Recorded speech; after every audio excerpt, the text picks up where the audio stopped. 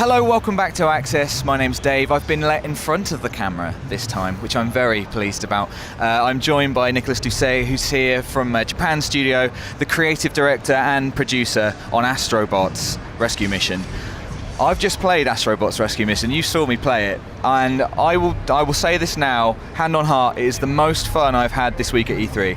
Everything I've played so far, I came off absolutely beaming. It's a relentlessly fun, happy, innovative game, and it was brilliant. And but I will stop gushing about it and ask you some questions.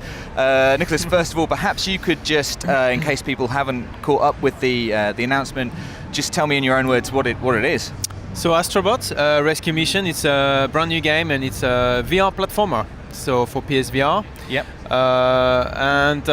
So what's really unique about it is that being in VR, we created a game that was really kind of designed and thought to be utilizing the VR element, and that means that the way you kind of go through the course and the way you actually play the platforming is very developed in terms of the verticality and all the world around you, but also the perspective, so that by actually moving your body you get to discover parts of the stage that perhaps you couldn't see before.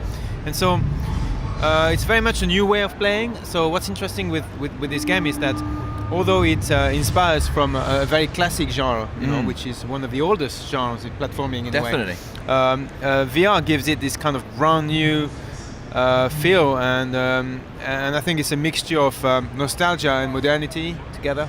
Absolutely, yeah. I was really impressed. I mean, there are a few other kind of VR platformers out there, but but you really get the player moving in there. There's a lot of times where I was having to properly lean and look around corners, look up and down. They're really making use of the full 360 degrees, which is interesting. Now, people are going to recognize Astro Bots probably from Playroom and Playroom VR. Yes. What was the decision that they'd get their own game? So just to go back for those who don't know, inside the Playroom VR, which was our previous title, which was more of a party game, there was one minigame called Robot Rescue. Yeah. That was a little platformer, but only 10 minutes long. It was like a little one stage, one level.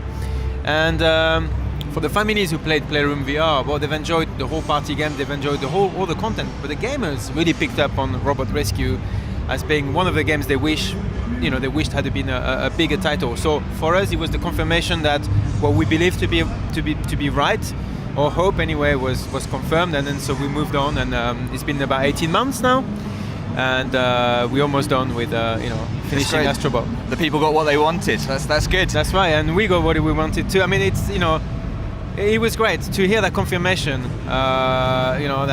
It felt right, because it gives you so much more confidence that you're making the right choices. Because it's actually we're always doubtful about whether a new product, a new game, maybe for the right audience or how people may react. So knowing that you have already some people that are already converted and kind of waiting and really pushing you. There was even a petition online for Robot Rescue to be a full game. Amazing. So that was really cool. Yeah. Petitions do work. That's exciting. They do work. Yeah. In Astro Bot's Rescue Mission, you are kind of controlling one of the little bots, rescuing other bots and collecting coins.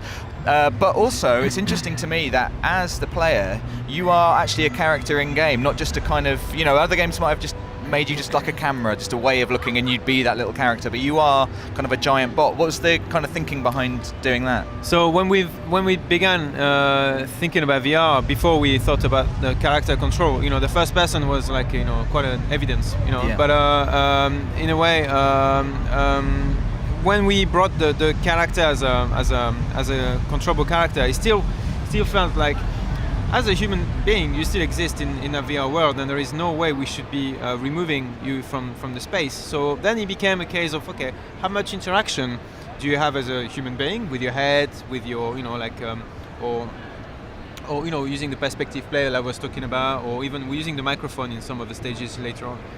How much of that do we do? How much of the character control? And in the end, I think we're looking at something like 80% character control. Yeah. And what we're doing is that we are punctuating the experience with moments where you use your head, either like you being shot at and you have to dodge incoming projectiles, or you have to smash parts of the scenery to create a path for your character to continue.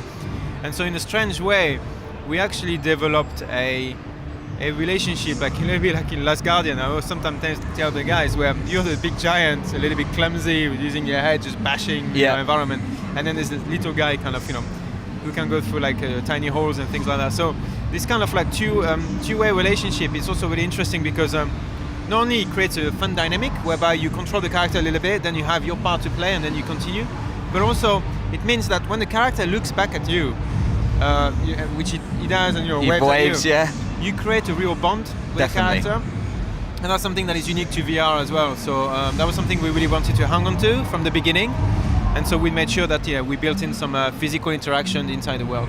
I think it's great. It works really, really well, and I love the bit with the projectiles. When I first came across one of the creatures that fires a projectile, it was nowhere near my little bot, and I thought, well, that was really easy, and then it hit me in the face and I couldn't see, I had to kind of like shake my head to get rid of it. I thought it was fantastic.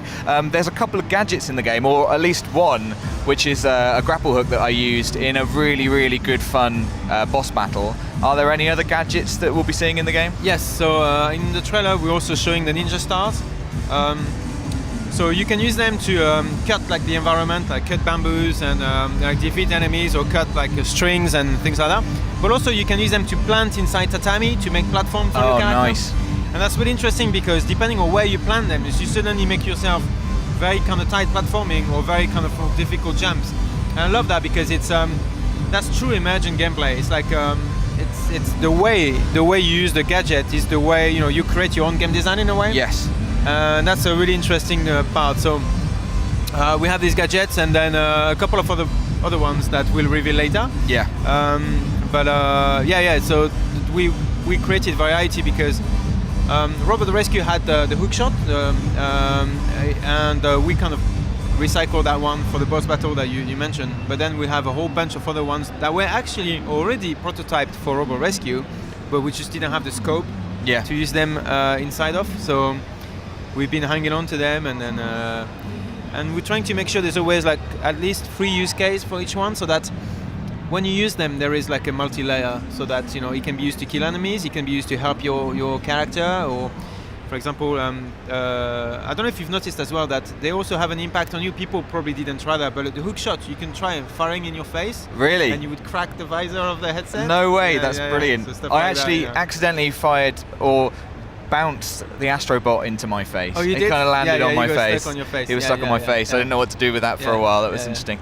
Well, thank you so much for talking to me. I genuinely, 100%, it's the most fun I've had this week at E3. This is so good it's to hear. Unbridled, just relentlessly positive and incredibly innovative. And I enjoyed every level had something new to offer me and something new to learn. It was fantastic. So thank you very much, and I'm very much looking forward to playing more.